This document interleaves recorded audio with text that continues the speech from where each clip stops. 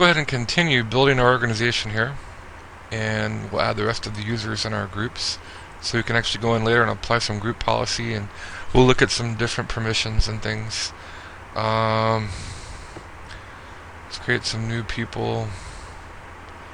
Let's see, Paris Hilton will be an enemy agent. And I don't hate Paris Hilton. I actually think she's kind of cute. I like her. I'm just using her as an enemy agent. I don't know why.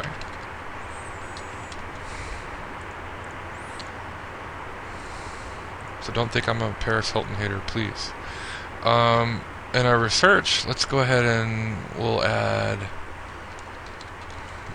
Einstein. We brought him back from the grave just to work for our super secret spy organization. Smart guy, heavy intellect there. He would be a great asset to our quest for world domination.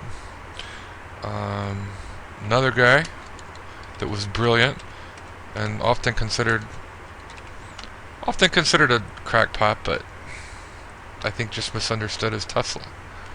And let's bring him in with a simple password. And another guy, Niels Bohr. I'm trying to think of somebody else who, oh, I know. Just because I really liked his series Cosmos and he was real cool. I can't think of what we'll actually do with Carl Sagan, but you just never know. We'll bring him back from the dead. Okay, so here are our top research scientists. Here are our enemy agents, Paris Hilton, Dr. Evil, and Barney Rubble. Our top agents. Now, we don't have any top agents. What we want to do is move Austin Powers. He's going to be top agent in the Northern Hemisphere. Now, you have to be careful when you move items because by going in and out of different OUs, different group policy objects will apply to them and permissions will change. And we should get a warning about this when I move them. So I'm going to move them into top agents, and notice I get a warning. Moving objects in Active Directory domain services can prevent your existing system from working the way it was designed. And it's just letting you know, hey, you're going to change permissions on this object. And I'll say yes, and I like to leave the warning intact. I mean, I pretty much most of the time realize that, but you never know, you might forget, and it's nice.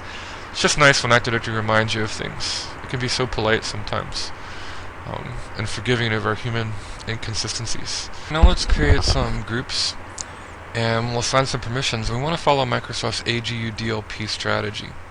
So first of all, there are some resources that we want to either allow or deny access to, depending on, what a user's group membership is and what their security credentials are.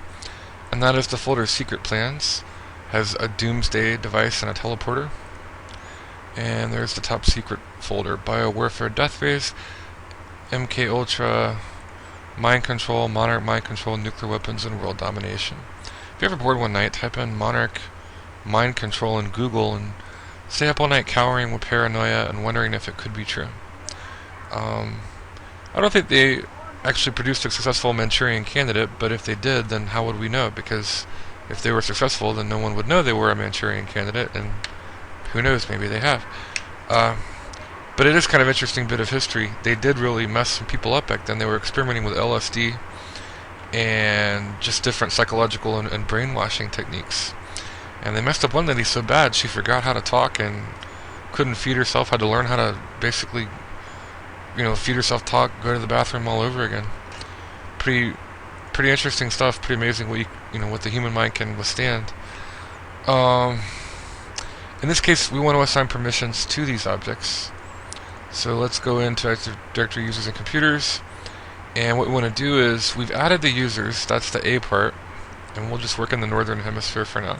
Now we want to do the G part, which is adding the global groups. And I'm going to go New and Group and Enemy Agents. And I want to add all my enemy agents to that group. So for members, we had Barney Rubble, we had Dr. Evil.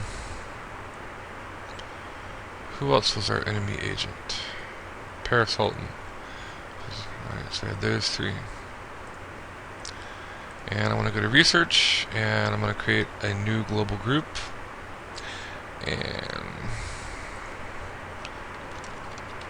make it consistent, I'll just make it the same name as the organizational unit that it's in. And I want to add Carl Sagan, Einstein, and we'll add Tesla. A lot of people think Tesla was a crackpot, but actually he was a genius. Another good time, if you're ever bored one night, type Nicholas Tesla into Google, see what you come up with. PBS has a really good website on him, but he's basically the father of the modern power grid and the inventor of radio, although people argue until they're blue in the face that it was Marconi. Remember that Marconi used 17 of Tesla's patents. And posthumously, we actually, in order to save having to pay Italy some money, we did award him the patent for the radio. Let's go to top agents, and we'll go ahead and add a group, and we need to add Austin Powers to our top agents global group, and Austin Powers, and let's go to trainees and add a group. And this is our last group, so I just wanted to show you something. Notice the different types of groups. Distribution groups are for mailing lists, like Exchange. Security groups are for the purpose of assigning permissions. Here are your three types: domain, local, global, and universal. Notice that if let me modify a group here. Let me go ahead and we'll go ahead and create a global security group, and let's go ahead and call this trainees. Let me open this, and notice domain local is grayed out. So why can't I change to domain local? Well, I can, but I have to do this first, universal, and then apply. And then it's no longer grayed out, and then I can go domain local, but then when I do that, global is grayed out. So just remember, to switch back and forth, you have to go to universal first, and then you can go to global. And there's security and distribution right there. And for members, I want to add Scooby. Use my trainee. And notice on the user tab too, the user also has a member of tab, and the user is a member of trainees. There's his global group.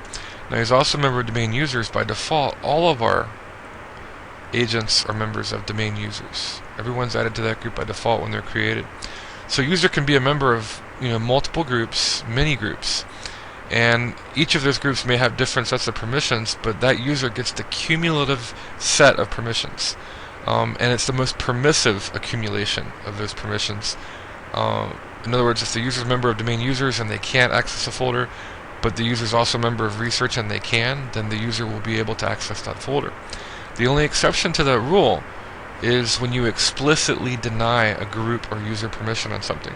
Explicitly doesn't work within the inheritance hierarchy, and so it will override any other multiple group membership that user may have. In other words, if our user is a member of research and he's also a member of domain users, and research has been allowed full permission on the top secret folder, but domain users has been explicitly denied. In other words, we checked the deny box. We'll look at this in a moment, and ACE is on the DACL. Then, even though he's a member of research and has full permission on top secret, he's not going to be allowed in to see that folder because he's also a member of domain users, and they were explicitly denied permission to see that folder. So we'll take a look at that and how permissions work. Anyway, we're following AGUDLP. We've done the A part, added the user. We've done the G part, creating our global security groups and adding our users to that. If it applied, if we had multiple domains, we could add universal groups. But we're in one domain now, just Pirates ARG, so we won't, we're bypassing the U, so we've done just AGU. Now we get to the domain local part. In this case, in the domain local part, we'll create a domain local security group, and this is for the purpose of assigning permissions. That's about it. So I'm going to go with the group here. I'm going to go with domain local, and I'm going to go with top secret access, and let's do, what was the other folder called? Secret plans access, and I'm going to go with, let's do one more, and top secret deny. And those will be our groups there. Now we'll kind of just group them together or display them together. These are all domain local groups. Oops. Should have been domain local groups. Hang on. What? You didn't say anything? Domain local groups. Okay, so we all got domain local groups. Now what we want to do is, add our global security groups to our domain local groups. So in this case, let's grant membership. Let's go hunting for our groups here. And the groups that we trust would be the top agents, global group. And we would also trust research. Trust them. Research and top agents. At this point, not really trainees. Here, let's say that we just trust research. We'll add the research global group. And top secret deny, we want to, in case any of our enemy agents, accidentally steal credentials or get onto the network, we want to make sure that they get denied access. So for members here, we are just wanting to add enemy agents.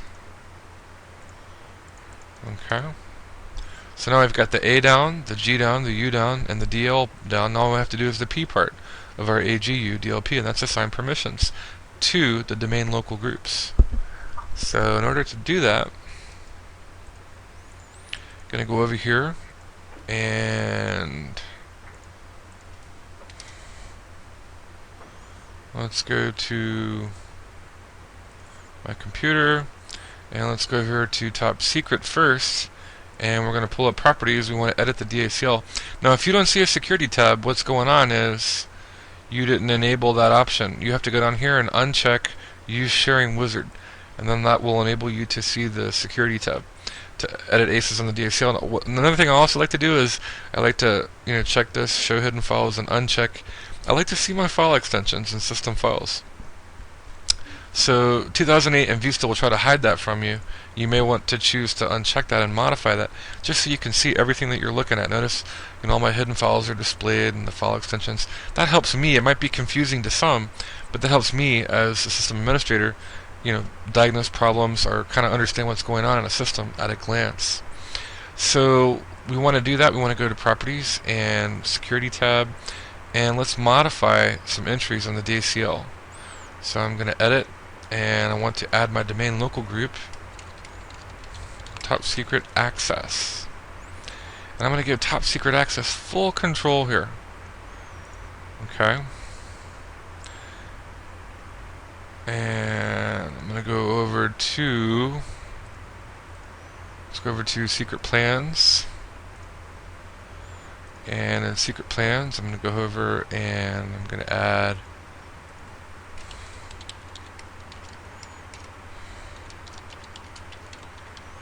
secret plans access? Yes, it was. And I'm going to give modify. Let's give modify privileges. Well, I'll go ahead and give full control. Why not? Secret plans access. Another thing I'm going to do though, I'm going to go back to top secret now, and here's where I'm going to use another group. I'm going to use another domain local group, and it's going to be, what did I call it? What did I call this? Top secret deny. I'm going to add top secret deny. Now implicit is when I simply don't allow. So if I implicitly denied, members of top secret deny, but they were also a member of, say, secret plans access, in this case, they would still be able to access secret plans because their permissions would be cumulative in the most permissive set. But if I clicked on deny, now that's different. That's an explicit denial. And even though they were a member of multiple groups and one or more of those groups had permission on the folder, the explicit denial in this group, if they were a member of it, would override any other permission that would allow them to see that folder, so they would actually be denied access. So the difference between implicit versus explicit: implicit is simply not allowing somebody to do something, and that works in the inheritance hierarchy and it's cumulative, whereas explicit overrides everything, and that's where I explicitly check deny. Usually I didn't want to do something. And I'm going to go ahead and do that. I'm going to deny everything here on top secret deny.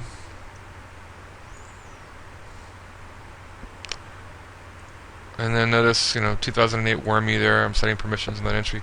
I want to add that group here as well. So again, I'm going to edit and deny, and I'm just, I'm configuring permissions on my domain local groups. And top secret deny. Again, Windows is warning me, hey, that's really strong. You're doing something that overrides the inheritance hierarchy.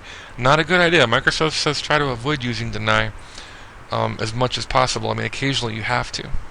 But just for the purpose of illustrating this, and also, we just want to make darn sure that if enemy agents somehow secure top secret credentials, maybe they steal Austin Powers' password, that they will not get access to our top secret death ray, and let's not forget the MK Ultra Mind Control project. Ooh. So let's take a look at how these permissions work now with different group memberships. Let's go back to Active Directory users and computers, and we'll log out and log in as different users and test these permissions. So before we log in and log out and test it, let's just go back here one more time. I want to verify our group membership. So in Northern Hemisphere, I want to look at my domain local groups, and top secret deny, in this case, enemy agents is a member of that. And here in enemy agents, all of our enemy agents are a member of this global security group.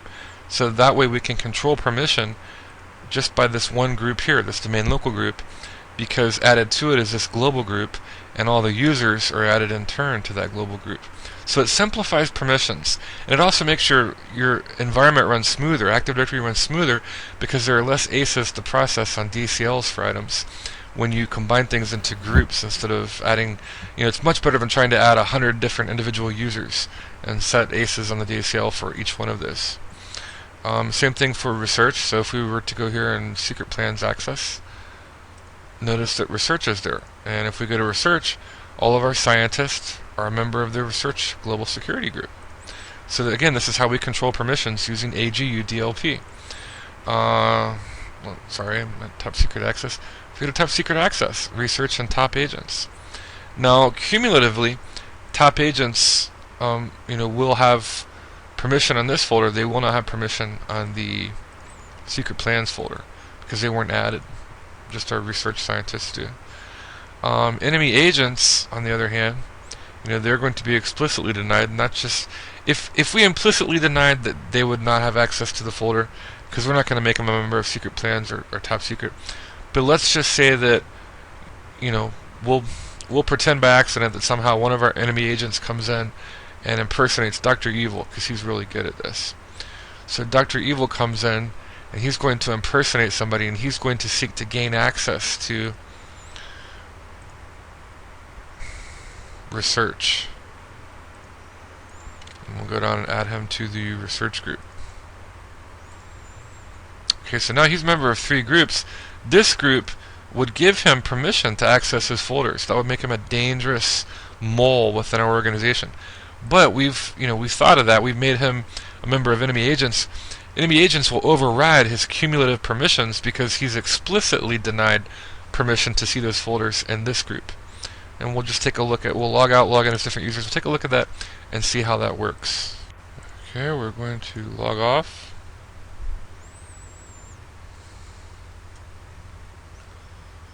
And let's log in as, let's see. We'll log in as Austin Powers first.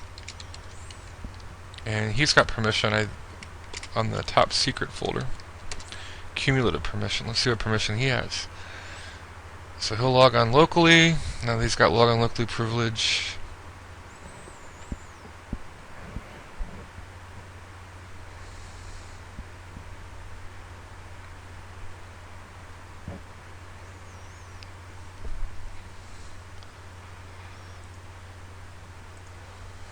And let's go ahead and launch Explorer real quick. We'll go over here. And let's go to our C drive.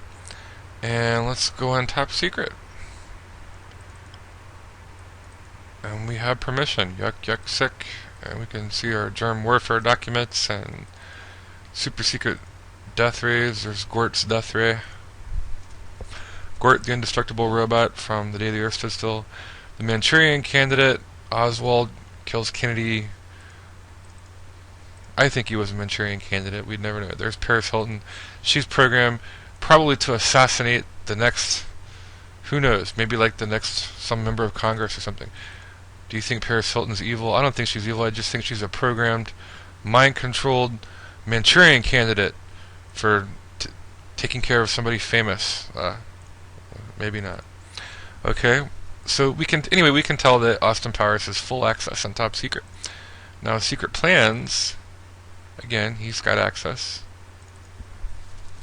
through that domain user's account.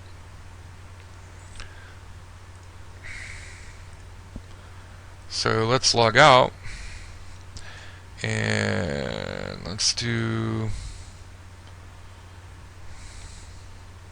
Dr. Evil now. Remember, Dr. Evil should have cumulative permission. He's a member of domain users, and he stole Top Secret, so he should have full permission on that folder, but he was also added to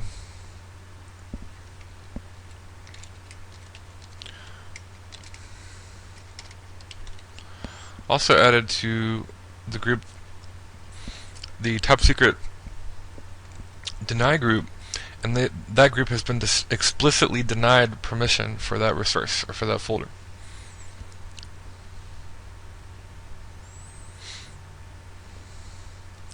So Dr. Evil's logging in. He's trying to break into our network and do some horrible things, and unfortunately Austin Powers is unaware.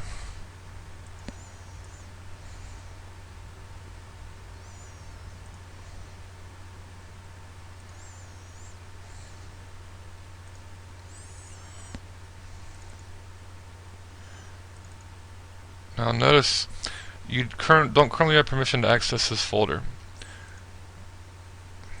And same thing. Now if we had different credentials, okay, but he's been explicitly denied permission on Top Secret. Now let's see if it works on Secret Plans. And again, it also works on Secret Plans. So Dr. Evil's denied permission, Austin Powers gains permission. Okay, so we've contrasted permissions between Dr. Evil and Austin Powers. Austin Powers and Dr. Evil both had membership in the Top Secret domain local group. Their global groups were a part of that. However, we had placed Dr. Evil in another group called Top Secret Deny. And that effectively, with an explicit denial of permission, prevented him from being able to go into that folder and see its contents or view its contents or modify them in any way. And again, let's take a look at that. Let's go to Top Secret, and we'll look at the DACL. So here we have Top Secret Access and Top Secret Deny. Now Austin Powers is a member of Top Secret Access. He's not a member of Top Secret Deny. Austin Powers is a member of domain users, and if you look, domain users has read but not write privileges. Remember that Austin Powers had full privileges. That's because as long as it's not explicit, in other words, as long as I'm simply not checking allow but I am not checking anything in the deny column, then he gets the combination of all the groups he's a member of, and it's going to be the most permissive combination of those permissions. Now, Dr. Evil, on the other hand, sure, he's a member of multiple groups. He's a member of users, the users group, so he should have had read permission. And he's a member of Top Secret Access, so he should have had full permission here, because he stole that, secretly, covertly. But he was also a member of Top Secret Deny, and we had explicitly denied permission to all of our enemy agents, and to Dr. Evil in this case. So even though he did have cumulative permissions to go into that folder and even modify and change and delete things, because he was a member of this group that had explicit denial on the DACL, he could not read that folder or go into it in any way or fashion. Let's take one more look at that. We'll create a read-only domain local group for our research group, our research global group, so our scientists. So open up Active Directory users and computers, and we're going to go into Northern Hemisphere, and I'm going to say a new, and I want to make a domain local group. It'll be a security group, and we'll call this Top Secret Read Only. And the purpose of this will be, if we add anybody to this, we want to use explicit denial, and we're just going to make sure that they only have read-only privileges. So let's go ahead and we're going to add another member here. Now again, Microsoft cautions against using explicit denial too much because it will interfere with the flow of your inheritance hierarchy. Only use it when you have to or need to. But let's say that we're just, darn sure we only want our scientists to have read-only access and no ability to modify these documents. What I would do is I'd add the global security group research and make that a member of my domain local groups. Remember we're following AGUDLP. We add the users to the global group, which is research. And if I go down here in my research OU, here's my research global group, and my members are Carl Sagan, Einstein, Tesla. Ooh, what's he doing there? He does not belong there. Yeah, let's get rid of Dr. Evil. Boy, Dr. Evil is just wreaking havoc. He's all over the place. He should only be a member of enemy agents. There we go. Okay, yeah, so we've got to be really careful. Got to be really, really careful with all these evil agents running around, how we assign our permissions. They're just sneaking around. They're crafty and sneaky. Anyway, back to our domain local group. So all of our research scientists are added to the research group, and then that's the A and the G. We're bypassing the universal group because we don't have a multiple domain structure yet.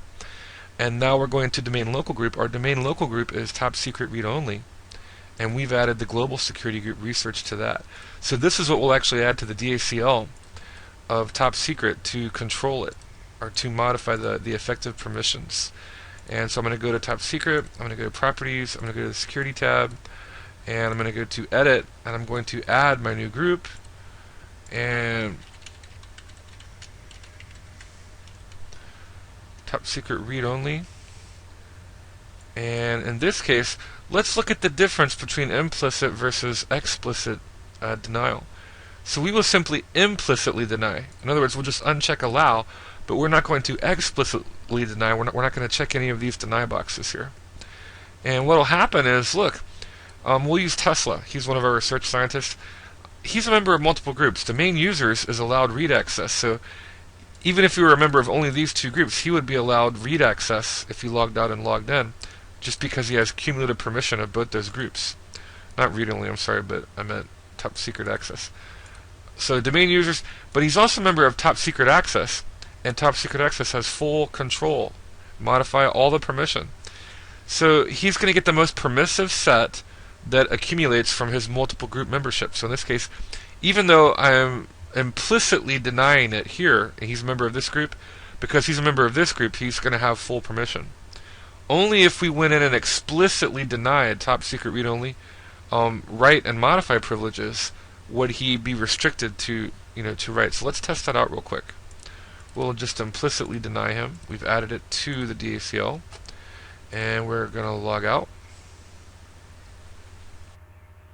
Let's log back in and edit the DACL.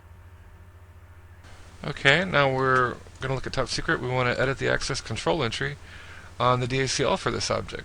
So let's go to edit. And where we were only implicitly denied, here we want to explicitly deny the write privilege.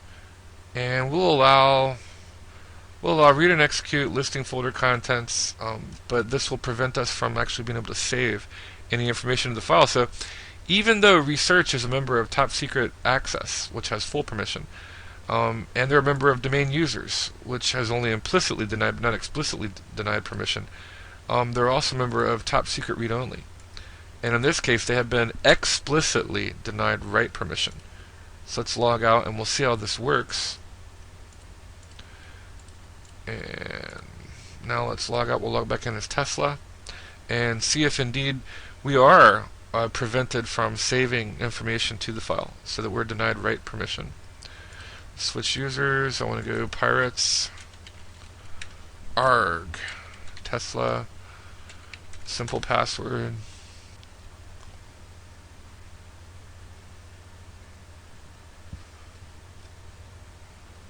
Okay, now that we're logged in, I'm going to go Windows Explorer and see, and let's go to top secret. Now notice I do have read permission, but now that I've traversed the folders, let's try to make some changes. Okay, and file and save.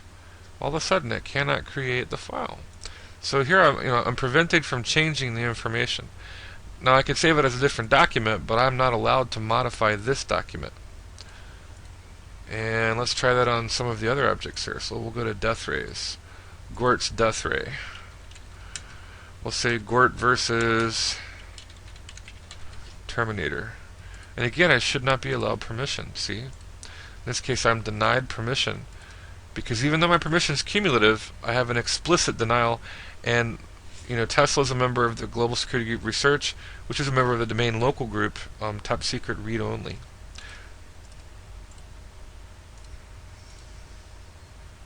Now that we've taken the long way home, so to speak, let's look at a tool that is very helpful in determining a user's effective permissions. And I want to go to C, and I'm going to go to Top Secret. And, permissions can be implicit or explicit. You have multiple group membership. They can, permissions can be denied or allowed implicitly or explicitly. But a very useful tool, if you click on Advanced and go to the Effective Permissions tool. It's very nice. If, when in doubt, check it out. And let's say I wanted to look at the permissions for an individual member. So I can see now the accumulation of all Tesla's permissions of his multiple group membership, including his group membership with the group that has been explicitly denied write permission, is seen here. So the check permissions are what he has permissions for. In this case, what's in gray is what he has been denied. Let's look at Austin Powers. Again, we can see Austin Powers has all permission. Let's look at Dr. Evil. We can see that Dr. Evil has no permission because he does have multiple group membership, and one of his groups even has full permission, but he's a member of the Top Secret Deny Access group, which denies permission. So it's kind of a nice, useful tool. And again, we talked about change ownership. We could modify ownership here if we wanted to add another user, and then we could replace ownership on objects or grant other users the ability to take ownership of our objects. We'll talk about auditing when we get into group policy, and then these are your special permissions.